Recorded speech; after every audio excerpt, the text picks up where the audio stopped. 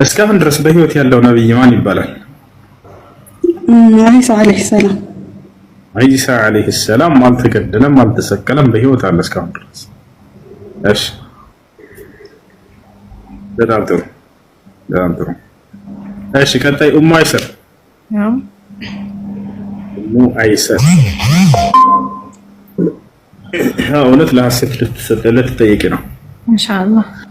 ዒሳ ዓለይሂ ሰላም ከሰማይ ወርዶ ይሞታል ወይንስ አይሞትም? ይሞታል። ይሞታል። እውነት ሐሰት ግን ተውቀቀ ይሞታል ይሞታል። አብዱር መሞቱ በቁርአን ላይና በሐዲስ ላይ ተገልጿል።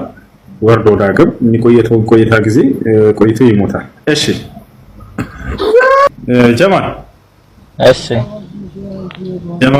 ጀማል ከባድ ጥያቄ ሆነልህ?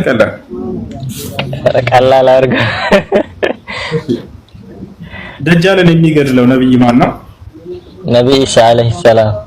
ነብይ ኢሳ አለይሂ ሰላም። እሺ ሰሚራ፣ አቤት። በደጃል ግንባር ላይ ምን የሚል ፊደል ነው የተጻፈው? ካፊር። ማሻአላህ። እሺ ኡሙ አይሰር፣ ደጃል የማይገባባቸው ሀገራቶች ማን ይባላሉ? መካ እና ቤተል መቅደስ። መካና መዲና። መካና መዲና። በጣም ጥሩ። ነቢያችን ሰለላሁ ዐለይሂ ወሰለም ከሞቱ በኋላ የተቀበረው ነብይ ማን ይባላል? ነብይ ዩሱፍ። አልተመለሰም። ከብድ ባል ከዚህ እሺ ጥያቄ ይሸጋገራል። ሰሜራ መልሽ።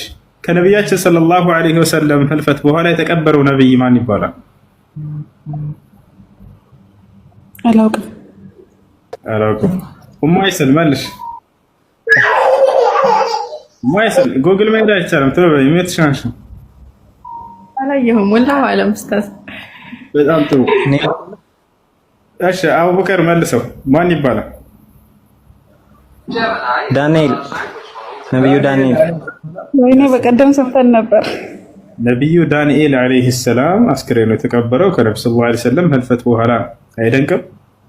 የሞተው ግን ከእርሳቸው በፊት ነው፣ የተቀበረው ከእርሳቸው በኋላ ነው። ዳንኤል አለይሂ ሰላም ከነመሲሁ በፊት የነበረ ነብይ ነው።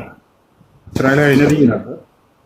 አላህ ሱብሓነሁ ወተዓላ የነብያቶችን ሰውነት አፈር እንዳይበላው እንዳይበሰብስ ወስኗል። በቃ የፈለገ ቢሆን አስክሬናቸውን አፈር አይበላው።